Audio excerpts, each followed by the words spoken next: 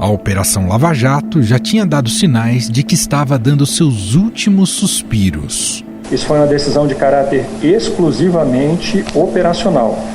Não tem nenhum tipo de interferência, recado para segurar as investigações, para parar os procedimentos, não tem nada disso.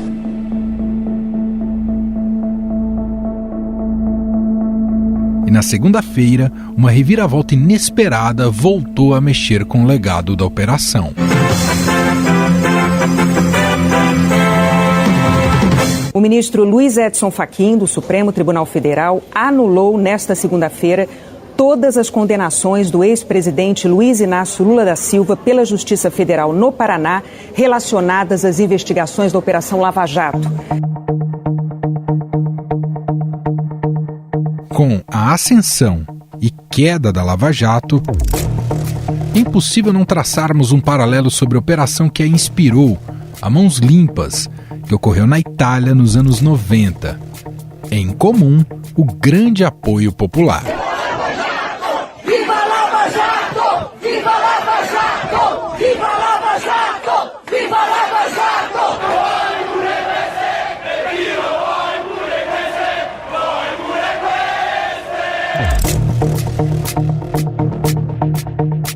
O próprio ex-juiz Sérgio Moro já deixou claro várias vezes sua admiração pela Manipuliti. É que esse fenômeno da corrupção sistêmica é um fenômeno que interessa, isso não é uma história italiana, essa é uma história que interessa às democracias modernas. Então o primeiro passo para você resolver é você descobrir o que acontece de verdade, muitas vezes às sombras das atividades dos governantes.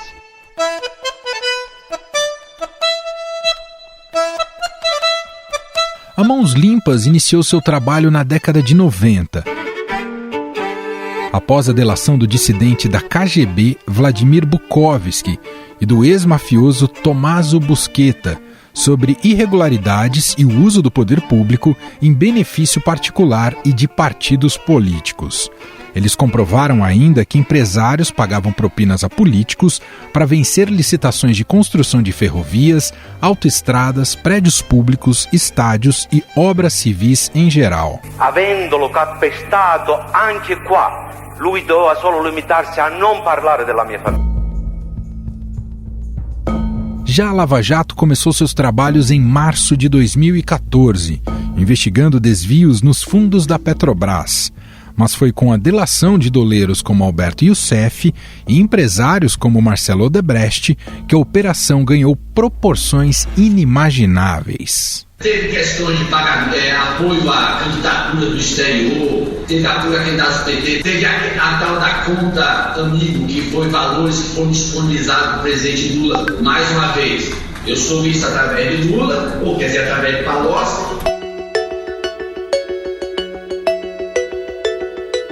A Operação Mãos Limpas revelou à opinião pública que a vida política e administrativa da cidade de Milão, sede do governo italiano, estava mergulhada na corrupção, com o pagamento de propinas para a concessão de todos os contratos do governo. Daí a criação do termo Tangentopoli, ou a cidade do suborno. É que boa parte do financiamento político é irregular ou ilegal. Já a Lava Jato cumpriu mais de 1.000 mandados de busca e apreensão, de prisão temporária, de prisão preventiva e de condução coercitiva, visando apurar um esquema de lavagem de dinheiro que movimentou bilhões de reais em propina. De acordo com investigações e delações premiadas, estavam envolvidos em corrupção membros administrativos da Petrobras, políticos dos maiores partidos do Brasil, incluindo presidentes da República, presidentes da Câmara e do Senado e governadores de estados, além de grandes empresários. Eu tenho aqui um mandado de prisão, peço que o senhor me acompanhe. Não me esperaram na frente de casa, não. Esperaram dar uns 2, 3 quarteirões e daí fizeram aquele espetáculo extraordinário na rua, etc, né?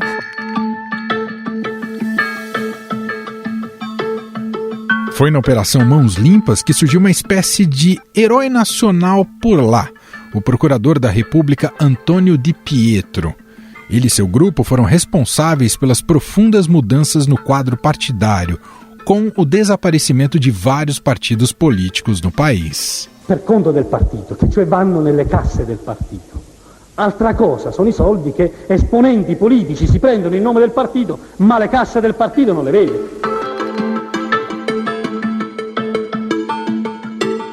Aqui no Brasil, a Lava Jato teve efeito parecido com a criminalização da classe política e dos partidos. O PT do ex-presidente Lula, preso na operação, acabou se enfraquecendo e tem colecionado sucessivas derrotas nas eleições nos últimos anos. Não tenham medo, nós estaremos aqui, nós estamos juntos, nós estaremos de mãos dadas com vocês, nós abraçaremos a causa de vocês. Mas as semelhanças não param por aí. A Operação Mãos Limpas foi encerrada em 1994 pelo então primeiro-ministro italiano Silvio Berlusconi. O empresário tomou a figura de outsider, se beneficiou do vácuo de poder deixado pelos partidos tradicionais e se tornou o homem mais poderoso da política italiana, surfando na onda da Mãos Limpas, com um discurso anticorrupção. Vi dico che dobbiamo costruire insieme, per noi e per i nostri figli, un nuovo miracolo italiano. 9 meses após a posse de Berlusconi, a operação foi encerrada em meio a ataques de todos os lados e a aprovação de leis que dificultaram a punição de corruptos. No Brasil, a história seguiu o mesmo script. O avanço das investigações da Lava Jato abalou os principais partidos, PT, MDB e PSDB, deixando um vácuo preenchido por Jair Bolsonaro. Apesar de já ter décadas de carreira política, o então deputado Bolsonaro também se colocou como outsider e adotou um contundente discurso contra a corrupção e se apresentava como um ferrenho defensor da Lava Jato. Já eleito presidente, Bolsonaro deu sua maior demonstração de alinhamento com a operação, ao convidar o então juiz da Lava Jato, Sérgio Moro, para assumir o Ministério da Justiça e Segurança Pública. O que ele gostaria de fazer lá dentro e se teria meios de liberdade para perseguir uma agenda para combate efetivo da corrupção, ao crime organizado, obviamente ao lado da Constituição e das leis. E chegamos em acordo em 100% em tudo. Em abril de 2020, Moro deixou o governo alegando tentativa de interferência política de Bolsonaro na Polícia Federal. Falei ao presidente que seria uma interferência política, ele disse que seria mesmo.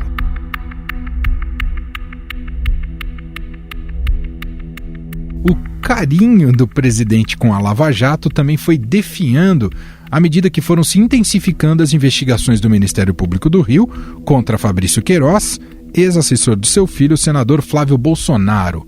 Paralelamente, Jair Bolsonaro escolheu para ocupar o lugar de Procurador-Geral da República Augusto Aras, que iniciou uma ofensiva contra as forças-tarefa da Lava Jato em Curitiba, São Paulo, Rio e Brasília. O lavajatismo já revela que alguma coisa não vai bem nessa figura.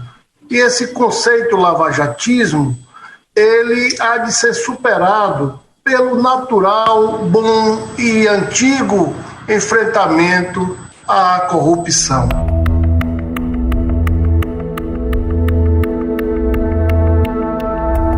O próprio presidente Jair Bolsonaro chegou a declarar que a Lava Jato estava acabando. Que eu não quero acabar com a Lava Jato. Eu acabei com a Lava Jato. Porque não tem mais corrupção no governo.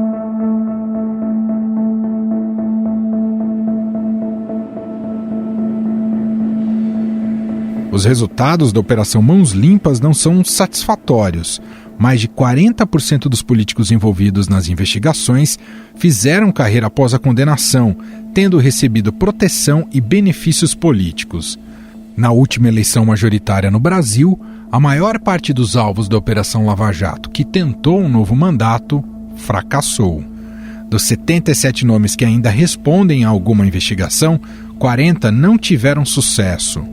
No Brasil, tramitam no Congresso uma série de propostas com potencial para dificultar a punição de casos de corrupção. Essas propostas, por exemplo, afrouxam a lei de improbidade administrativa e a lei de lavagem de dinheiro e diminuem a pena para o Caixa 2 eleitoral. Quando se fala em anistiar Caixa 2, tem que haver reprovação. Quando se fala em alterar a lei do acordo de leniência, tem que haver reprovação. E, no caso do Senado, mas quando se fala aqui em discutir agora abuso de autoridade, tem que haver rejeição. O mesmo aconteceu na Itália. Nos meses e anos seguintes ao fim da Operação Mãos Limpas, governo e parlamento italiano promoveram um verdadeiro movimento de restauração, aprovando leis para proteger a classe política e tornando as investigações da magistratura mais difíceis. Rimanere al fianco dei colleghi della Procura di Milano nel portare a compimento il lavoro iniziato. Aqui no Estadão, quem acompanha esse percurso da Lava Jato e as semelhanças e diferenças com a Mãos Limpas é o repórter especial do Estadão, Marcelo Godoy, que bate um papo agora com a gente sobre este assunto. Tudo bem, Marcelo? Seja muito bem-vindo mais uma vez. Tudo bem, meu caro? Como está? Tudo certo. Bom, com essa anulação das condenações do ex-presidente Lula, mais uma vez se jogaram todos os holofotes sobre a Lava Jato, sua trajetória, seus erros. E, claro, sempre se constitui também, Marcelo, e paralelismos entre a Operação Lava Jato e a Operação Mãos Limpas lá na Itália. Que paralelismos são possíveis estabelecer entre Mãos Limpas e Lava Jato, né, e sob esses fatos novos que surgiram recentemente no noticiário, hein, Marcelo? Só dizer uma coisa que eu acho que é importante dizer antes, Emanuel. Eu acho que a Lava Jato ela não se resume aos 4 processos em que o ex-presidente Luiz Inácio Lula da Silva estava sendo julgado em Curitiba. A Lava Jato é muito maior do que isso, né? Ela tem muito mais ações, né, em Curitiba mesmo, tem as suas ramificações pelos estados, em São Paulo, no Rio de Janeiro. Então eu acho que é só importante, embora as pessoas tenham muito, o Lula seja um personagem muito central, né, em toda a narrativa em torno da Lava Jato, ela não é só isso. Dito isso, eu acho que um paralelo que eu acho que é importante a gente pensar é a relação que os juízes italianos tiveram com o mundo político e a relação que os integrantes da Força Tarefa ou o juiz Moro tiveram com o mundo político. Que Berlusconi, quando chega ao poder, né, é eleito primeiro-ministro da Itália pela primeira vez, ele convida Antonio Di Pietro, que era um dos procuradores da Força Tarefa das Mãos Limpas, né, para ser seu ministro. E Di Pietro recusa. O mesmo não aconteceu aqui no Brasil. Esse é um fato que já diferencia, de certa forma, a Lava Jato das Mãos Limpas, né? Os magistrados italianos tentaram permanecer, maior parte do tempo, longe de qualquer agrupamento político. É verdade que depois de sair da magistratura, e muito tempo depois, ou alguns anos depois, o próprio Di Pietro fundou um partido político. Candidatou-se, foi eleito para o parlamento italiano, né, eu não sei se esse deve ser o destino do juiz Moro, né, uma possível candidatura em 2022, poderia ser uma espécie de paralelo. Mas me parece que a trajetória do juiz Moro é uma trajetória um pouco mais acidentada do que a trajetória dos magistrados italianos. Vou citar 2 outros que estiveram aqui no Brasil, aliás, estiveram com a gente no Estadão, o Pier Camilo Davigo e o Gerardo Colombo. Pier Camilo Davigo hoje é o presidente da seção penal, seção criminal da Corte de Cassação na Itália, a Suprema Corte Italiana, mantém aquela postura inflexível em relação à corrupção, ao combate à corrupção, né, e levou isso à Corte de Cassação. E o Gerardo Colombo, que também chegou à Corte de Cassação, mas chegou um momento que ele, ao contrário do Davigo, ele chegou e decidiu o seguinte: olha, combater a corrupção não se combate apenas e tão somente dentro do judiciário, é preciso levar esse combate para fora, preciso levar isso para as escolas, né? Então ele saiu da magistratura, né, deixou a Corte de Cassação e passou a se dedicar a fazer palestras para estudantes, etc., tentando ensinar ética, Aqui no Brasil isso está ainda muito incipiente, o destino dos homens da Lava Jato, né? A gente não sabe ainda o que vai ser do futuro do juiz Moro. O Deltan permanece no Ministério Público, mas a força-tarefa de Curitiba acabou. Nós temos, sim, uma tentativa semelhante ao que aconteceu na Itália, de aprovação de leis para salvar políticos, né? Como aconteceu no parlamento italiano na época de Berlusconi. E ali foi bastante brutal, né, essa reação, né, com a tentativa de várias leis que foram aprovadas na Itália, né? Depois passaram até a ser revogadas muito tempo depois, não é, Marcelo? Sim, não eram somente leis que visavam, por exemplo, reinstituir algum tipo de imunidade parlamentar, dificultar a ação da justiça para investigar um parlamentar. Você teve mudanças na legislação italiana, por exemplo, que afetavam a questão dos balanços das empresas. Mas por que isso? Ora, porque, entre outras coisas, Berlusconi era investigado por informações falsas lançadas nos balanços das empresas dele. Ou seja, eram leis feitas nitidamente para tentar facilitar a vida de determinados personagens da política italiana. Isso é uma coisa que foi muito comum naquela metade dos anos 90, final dos anos 90, começo dos anos 2000, e houve também uma tentativa muito forte para se desacreditar os juízes, os procuradores envolvidos na Operação Mãos Limpas. Diziam que esses juízes eram partidários. Berlusconi chamava eles de toghe rossa, ou seja, juízes vermelhos, né? É engraçado, mas o bolsonarismo faz a mesma coisa ao chamar os ministros do Supremo de comunistas, socialistas, como, por exemplo, aquele deputado que foi preso recentemente por ordem do Supremo em função dos vídeos que fazia ameaçando os ministros.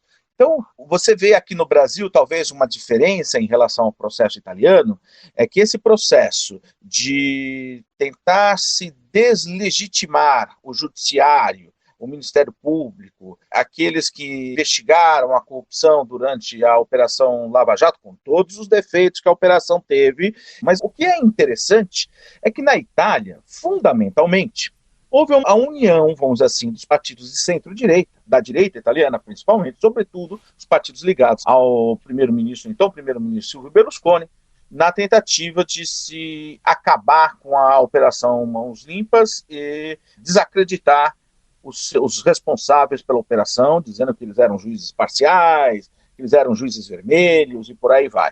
Aqui no Brasil nós temos tanto, vamos dizer assim, os aliados do ex-presidente Lula, quanto os aliados do presidente Bolsonaro, agindo de certa forma semelhante. Se a gente for pensar na declaração de ontem do presidente Bolsonaro, em que ele dizia que o Fachin era um petista, né? Alguma coisa assim. Eu acho que talvez ele não tivesse a compreensão do que o ministro Fachin tentou fazer na decisão dele, né?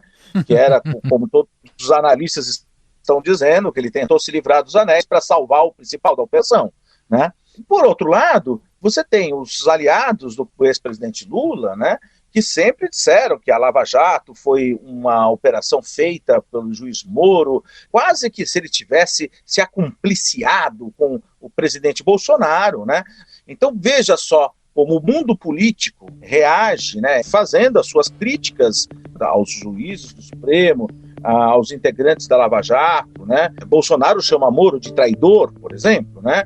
Eu não sei do que o Lula chama o Moro, mas certamente não deve se referir ao juiz Moro com bons termos também, não é verdade, Manuel? E, Marcelo, vem cá, é uma característica brasileira da Operação Lava Jato, e isso ficou muito enaltecido até pela perda de credibilidade recente da Lava Jato, a questão mais processual e de conduta, principalmente ali da vara de Curitiba. Isso é uma característica da Lava Jato e não se verificou isso na Mãos Limpas na Itália? Isso não. Evidentemente, alguém pode dizer, né, mano? Mas nos anos 1990 não existiam hackers, né, que pudessem se apropriar das mensagens dos magistrados italianos. Tá, eu concedo isso, mas a gente tem que trabalhar em cima daquilo que é fato, daquilo que existe, né? E o que a gente sabe é que a conduta dos magistrados italianos não foi em nenhum momento contestada, como vem sendo contestada a conduta de integrantes da Lava Jato em função da Operação Spoofing, né? Que eu acho que sobre isso que você está se referindo. Sim. Não houve em nenhum momento, na Mãos Limpas, houve essa tentativa também, assim como aconteceu aqui, assim como Bolsonaro convida Moro para ser seu ministro, Berlusconi também convidou o símbolo da Operação Mãos Limpas para ser seu ministro. E acho que se o Moro tivesse olhado melhor para as 70 medidas contra a corrupção propostas pela Transparência Internacional, que, aliás, um documento que contava com apoio de integrantes da Lava Jato, ele teria visto que ali entre as propostas estava uma muito interessante, que é a de quarentena para funcionários públicos, né? Para servidores públicos. Ou seja, um juiz não pode sair da sua vara e entrar no governo logo em seguida. Essa é a ideia. Assim como um procurador não pode fazer isso, um general não pode fazer isso, que é uma forma de dizer, tentar garantir, né, um distanciamento daquelas carreiras de Estado da política partidária, né? E aquela velha história, né, que a mulher de César não deve ser apenas honesta, ela tem que parecer também, né? Ou seja, você tem que ir além, né? É um pouco essa noção, né, da quarentena, né? Eu me lembro que quando o Moro foi anunciado como ministro de Bolsonaro, eu conversei com o agora ex-juiz italiano, Gerardo Colombo, um dos integrantes do pool de Milão, e o Colombo estava muito chateado com essa decisão do Moro, porque ele achava que isso podia trazer algum tipo de consequência, né? Algum desgaste, né? Para o salutar combate à corrupção. Falou assim, olha, eu acho que não se pode mais fazer um paralelo entre Mãos Limpas e Lava Jato. Ele achava que aquela decisão do Moro era uma decisão muito errada, que ele não deveria tê-la tomado. Provavelmente a história vai mostrar, vai conseguir analisar isso de uma forma melhor, os significados dessa decisão do Moro, né, e quais as consequências dela.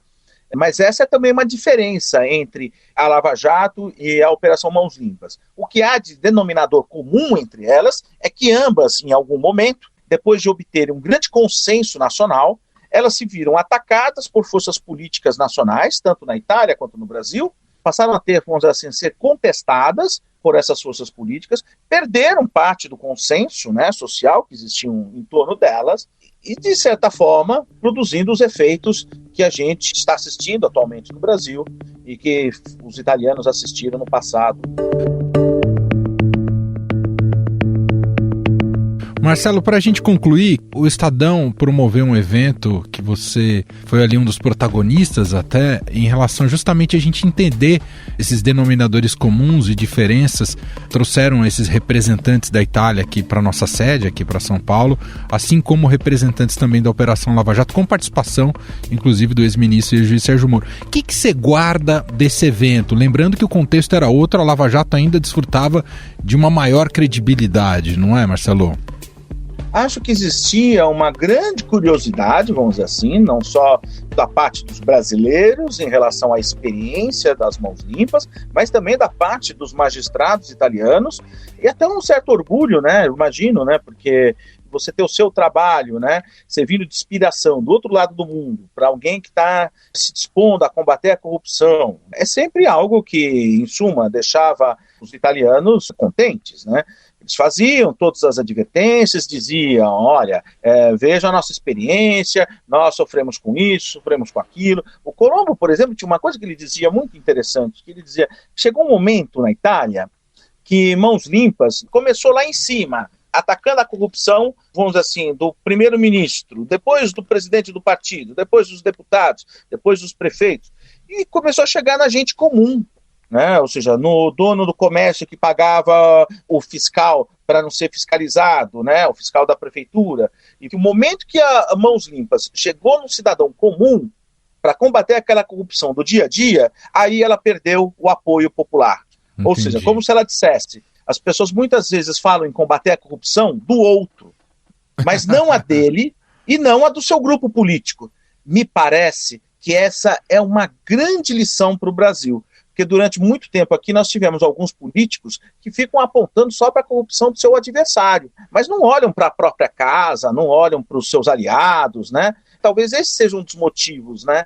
Quando a Lava Jato acaba chegando a mostrar corrupção em diversos partidos, em diversos grupos políticos, né? Ela começa a também sofrer, vamos dizer assim, pressões de diversos pontos, né?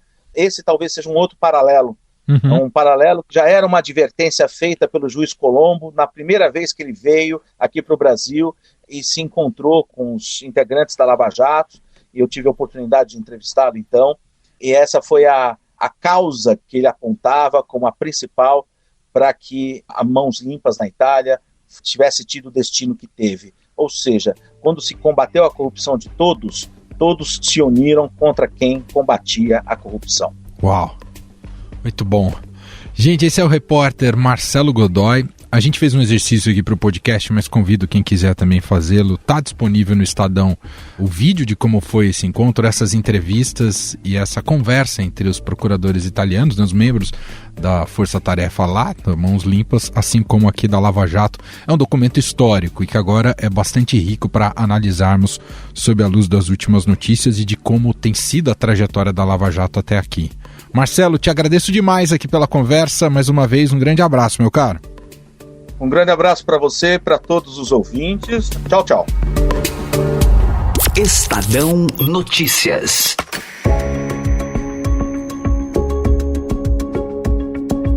E este foi o Estadão Notícias de hoje, quarta-feira, dia 10 de março de 2021. A apresentação foi minha, Emanuel Bonfim. Na produção e edição, Bárbara Rubira, Gustavo Lopes e Ana Paula Niederauer. A montagem de Moacir Biasi e o diretor de jornalismo do Grupo Estado, João Fábio Caminoto.